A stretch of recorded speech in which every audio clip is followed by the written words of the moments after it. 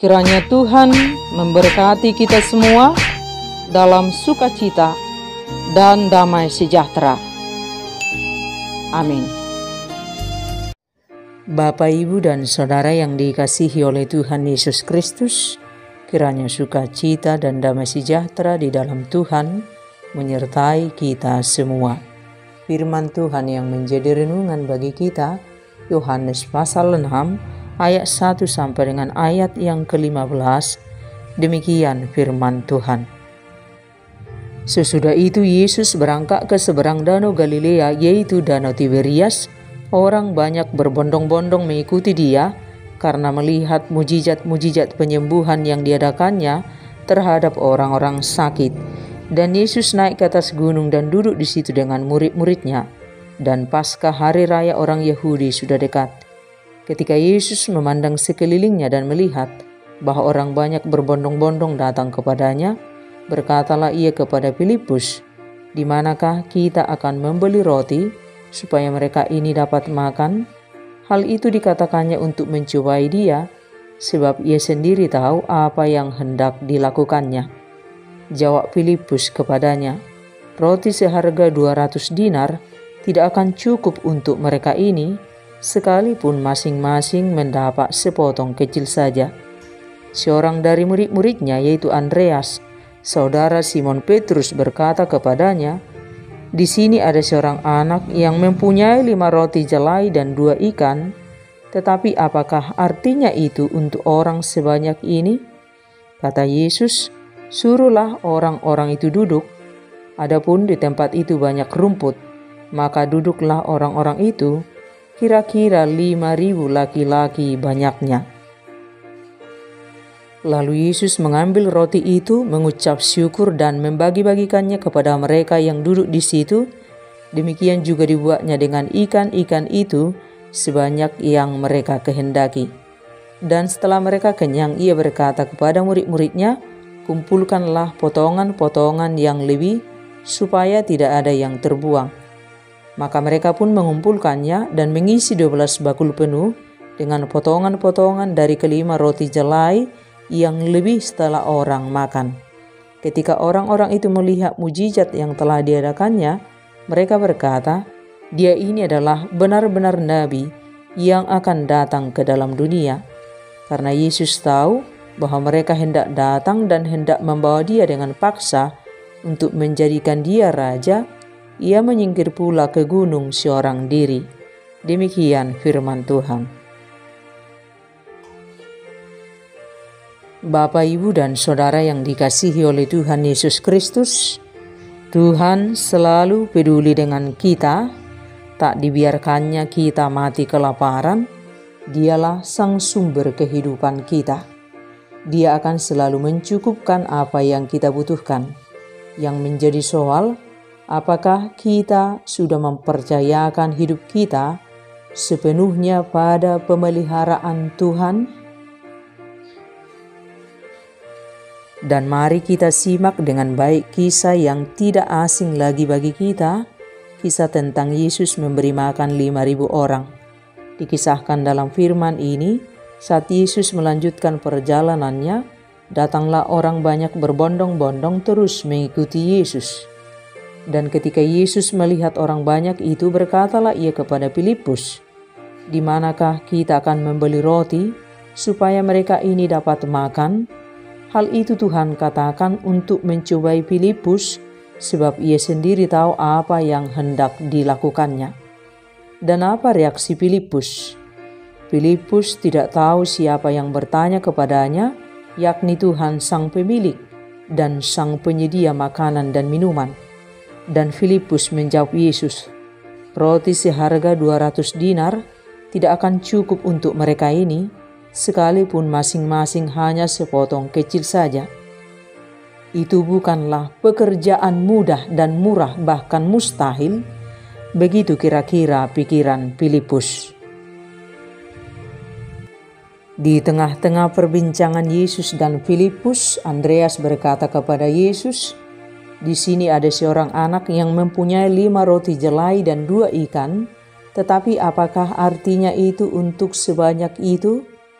Mana mungkin cukup 5 roti dan 2 ikan untuk memberi makan orang sebanyak itu? Itulah kira-kira pikiran Andreas. Kedua murid berbicara dengan fakta yang ada bahwa itu tidak mungkin. Tetapi apa kata Yesus? Yesus bertindak bertolak belakang dari cara pikir murid-murid. Yesus memerintahkan supaya orang banyak itu disuruh duduk.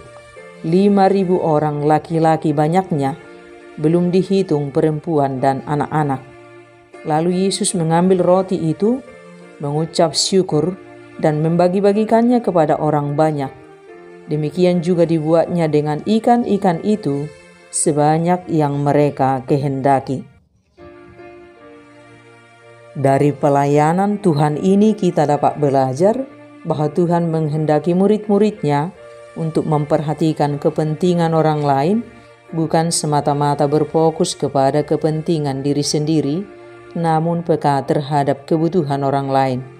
Tuhan mengajarkan kita untuk berbelas kasihan, seberapapun yang kita mampu. Di tangan Tuhan benih yang kita tabur akan menjadi sebuah gerakan yang besar, seperti kita lihat dari 5 roti dan 2 ikan. Seperti yang dikatakan dalam firman Tuhan, janganlah tiap-tiap orang hanya memperhatikan kepentingannya sendiri, tetapi kepentingan orang lain juga. Inilah kasih yang sesungguhnya, yaitu kasih yang diwujudkan melalui sebuah tindakan nyata. Dan mari kita tiru anak kecil pemilik roti dan 2 ikan itu, yang rela hati memberi miliknya untuk diberkati oleh Tuhan Yesus dan menjadi berkat buat orang banyak. Dunia kita menderita bukan karena kekurangan sandang pangan dan papan, tetapi karena tidak ada kerelaan untuk memberi dan berbagi. Boleh kita lihat fakta, sekelompok kecil yang kaya raya akan semakin kaya, dan sekelompok besar yang miskin akan semakin bertambah miskin. Sekelompok kecil menjadi pemilik yang sangat banyak, sementara sekelompok besar berkekurangan. Bukankah hidup ini yang penting cukup? Jika lebih berarti kita harus menjadi saluran berkat, supaya yang satu tidak berkelebihan dan yang lain tidak berkekurangan. Dari awal bumi ini dicipta, Tuhan sudah lebih dahulu menyediakan apa yang dibutuhkan oleh umat ciptaannya, dan itu pasti cukup. Hanya yang menjadi soal, dunia ini banyak manusia serakah dan tamak yang tidak pernah merasa cukup. Mari kita belajar memberi dan berbagi, jangan hanya sibuk menikmati sendiri, menggenggam dan mengumpulkan. Hidup ini akan sangat indah saat kita mau berlomba memberi dan berbagi. Bukankah menjadi ladang pelayanan kasih buat kita untuk memberi dan berbagi untuk orang-orang yang berkekurangan? Perintah Tuhan untuk memberi makan orang banyak mengajarkan kita untuk melayani jiwa-jiwa dengan sepenuh hati, dengan kasih nyata yang berbuat. Karena melayani harus ada harga yang harus dibayar, sebab kasih adalah pengorbanan waktu, tenaga, bahkan uang. Ketika murid-murid taat melakukan perintah Tuhan, mujizat terjadi. 5 roti dan 2 ikan cukup memberi 5.000 orang, bahkan masih sisa 12 bakul penuh. Dari kisah ini kita juga boleh belajar tentang kebesaran hati Tuhan Yesus untuk melayani orang banyak. Yesus tidak berkata kepada orang banyak itu, "Pulanglah, saya lelah dan mau istirahat, besok saja datang kembali." Tetapi apa yang dilakukan oleh Yesus? Hatinya tergerak oleh belas kasihan. Kita juga harus meminta kepada Tuhan Yesus supaya kita diberi hati yang senantiasa tergerak oleh belas kasihan, untuk peka dan peduli kepada orang lain. Dan ingatlah, Tuhan Yesus selalu peduli kepada kita semua kapanpun, jam berapapun. Saat kita datang ingin berjumpa dengan Yesus, Saat kita sungguh-sungguh mencari Yesus, Yesus selalu dengan tangan terbuka menyambut kita. Hatinya selalu tergerak untuk menolong kita. Yesus tidak akan menolak kita. Teruslah datang kepada Yesus, cari Dia setiap waktu.